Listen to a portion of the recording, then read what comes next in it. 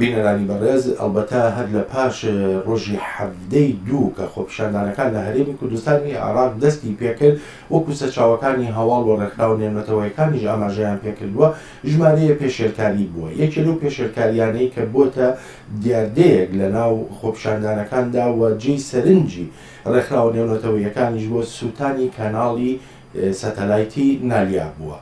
جا بۆ ئەوەی زانیاری زیاتر لەبارەی ڕۆتی لێکۆڵینەوەکان، چۆنێتی سووتاندن، ئاکامەکانی بەرەنجامەکانیشی بکەین لە ستۆدیۆی بەشی کوردی دەنگی ئەمریکا میوانداری بەڕێز شاسوار عەبدولواحید دەکەین، خاوەنی کەناڵی نالیا. کاک شاسوار سپاسی ئامادەبوونت دەکەم. کاک شاسوار بە سەرەتا بەوە دەست پێ بکەین. چ شتێکی نوێ هەیە سەبارەت بە ڕوودانی سووتانی نالیا کە ئێمە نەیزانین و لە ئێوە هەیە و بتوانن هەم بە ئێمە و هەم بە بینەرانیشی بڵێن؟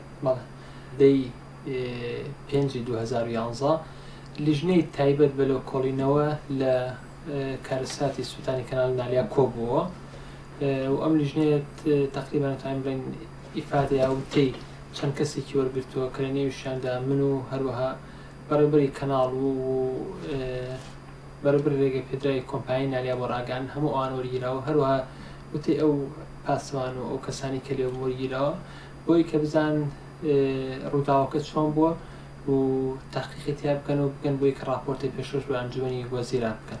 ئەگەر پێ بڵێ نالیا بۆ سووتێنرا؟ پێما بنایە لەبەر هۆکارێکی زۆر بەسە سووتێنراوی ژۆی بوو کە یەکەم کەناڵی ئەهلی کوردی بووە.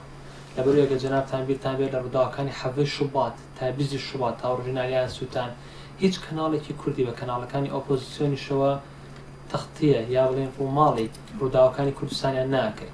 ئێمە وەکو کەناڵی نالیا بە ئەرکێکی ئەخلاقی شخصی و ئیعلامیمانزانی لە وەکو میدیاکارێ بە پێویستمانزانی کە کاری میدیا ئەوەیە لە هەر شوێنێکا تاریکی هەبێت ڕووناکی کاتەوە، لە هەر شوێنێکا ڕووداوێ هەبێ ڕووماڵی بکە. بۆی ئەمە لە 7 شوباتە ئەوە بۆ کۆمتانزان چەند گەنجێک کوژرابوون، خەڵک لەسەر شەقام کوژرابوو، تەقەبوو، خۆپشاندان بوو. ئێمە بۆ کەناڵی نالیا تەنها ئەو ڕووماڵانمان گواستۆ لە شاشکانی NRT-ەوە واتە ڕادیۆ تەلەڤیزیۆنی نالیاوە بە خەڵکمان گەیاندەبوو. یعنی تەسەوەرەکەم ئەوە تاکە سەبەب بێ بۆی کەنالیان سووتان چوان ئەو کەسانی کەنالیان سووتانوە هیچ کەس و لایەن و کەناڵێکی ڕانگەیان نەبێت کە تەختی ئەو ڕووداوە بکە لایەنی کەم بە ڤیدیۆ.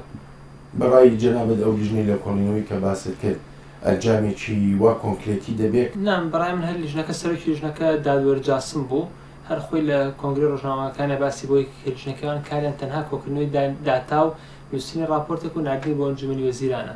لەبەر منکو ڕەنە جەنابتان ئاگادار بن یان نازانم تا چەند ئاگادارن، بەڵام لیژنە وڵاتی ئێمە بۆ ئەوەیە کە ئیتر ئیشێکێت زۆر لە جۆرەکان یعنی پەردەپۆشی بکەن و یعنی کە مەسەلە لای ئێمە هەیە کە ئیشە کەوتە لیژنە ئەوەیە کە بە حاتی حل نابێت. و من پێم وانییە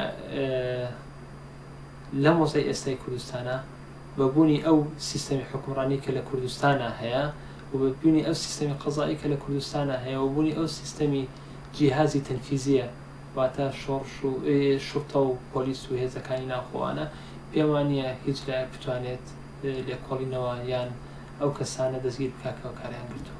لە پاش سووتانی کەناڵی نالیا کارگێڕانی کەناڵەکە بە بەشی کوردی دەنگی ئەمریکایان وت زیانە ماڵیەکان گەیشتوتە زیاتر لە 10 میلیۆن دۆلار.